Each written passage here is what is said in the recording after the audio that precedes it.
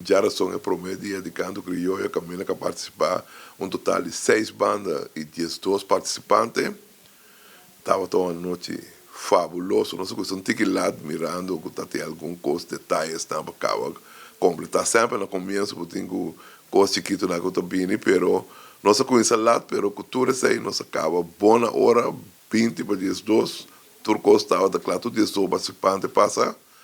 Ayer estava aí 2 da noite, estava tem 5 bandas, 14 participantes, também a cana sublime, com para 4 para 12 e a tour é 14 participantes, né? A passa, então botar em eu rico, mas será que era guarda, urrado, se estava tem uma decisão roupa duro, pessoa me popisa, me tô mais contente, orgulhoso mesmo de local que a tomar lugar é 2 da noite, né? Pessoa botar mira, é dedicação, é preparação, estava tremendo composição no nível opial alto, então essa é por que o Raro está tendo dolor de cabeça para lograr sacar 18 finalistas, mas com que vai bem 18 finalistas a sali e nós está claro para amanhã é final de lo que está canto crioulo grande.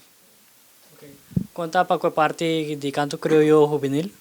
Também, amanhã nós está será capítulo de grande, mas já domingo à tarde nós abrimos de juvenil, que também lo vira happening que tem 11 participantes, caminha que nós vai trazer assim rápido para nós conhecer 6 horas e para 9 horas nós vamos ter finalista ou ganador, no caso aqui.